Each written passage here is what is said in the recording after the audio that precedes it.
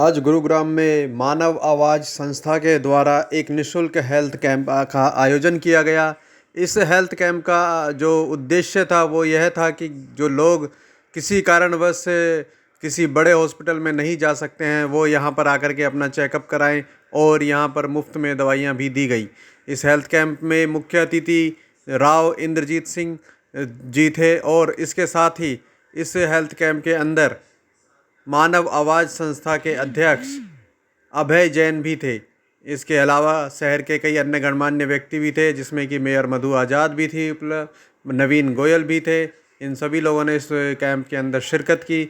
इस बारे में हमारे संवाददाता के द्वारा राव इंद्रजीत सिंह जी से कई मुद्दों को लेकर बातचीत भी हुई, जिसमें गुरुग्राम में मेट्रो का मुद्दा मेन है, इसके बारे में हमने बात की थी। इसके लिए आप हमारी इस खबर को देखिएगा कि किस तरह से उन्होंने इसका जवाब जो है गोल मोल घुमा करके दिया था।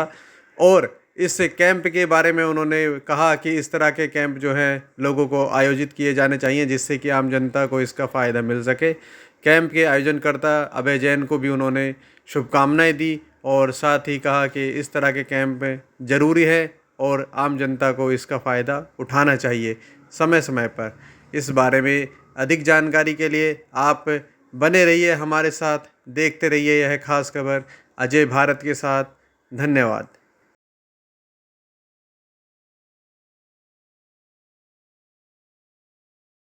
के द्वारा कैंप का आयोजन किया गया, तो सबसे पहले क्या कहना है? देखिए, देश तो सारी जगह प्रधानमंत्री का जन्मदिन मना ही रहा है। सोशल काम सभी कर रहे हैं और केवल आज के दिन में एक हफ्ता 10 दिन के लिए 2 अक्टूबर तक के लिए इस तरह के सोशल काम भारतीय जनता पार्टी वालों की तरफ से चले जाएंगे। लेकिन ये जो जैन समाज की तरफ से आज के दिन जो हुआ है हेल्थ चेकअप कैंप, ये केवल मोदी जी के बर्थडे के ऊपर ही नहीं, ये तो परंपरागत तौर के ऊपर कई सालों से करते आ रहे हैं, मुफ्त में करते आ रहे हैं।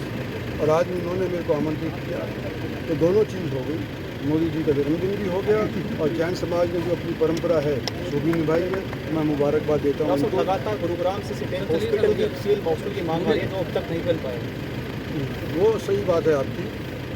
5-6 साल से हो गए हरियाणा सरकार के विभागों के अंदर कुछ आपस में तालमेल नहीं था।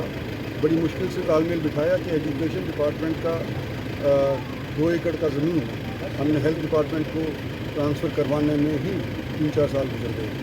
अब फ़िलहाल जहाँ बनेगा वो 600 बेड का हॉस्पिटल बनेगा उसकी जगह के ऊपर, लेकिन जहाँ पे वो MRI मशीन है जब तक वो शिफ्ट नहीं हो रही वो डिमोलिश नहीं हो पा रहा है।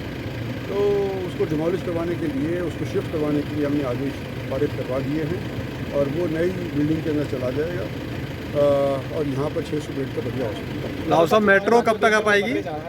राव साहब, मेट्रो भैया देखो, ऐसा है,